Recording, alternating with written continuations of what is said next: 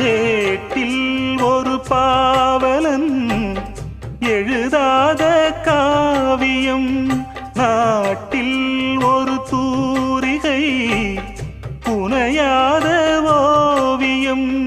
நீ வளர்க்கோ என் கண் தேடுதுன் சொந்தம், தேன் வளர்க்கோ என் வாய் பாடுதுன் சொந்தம்.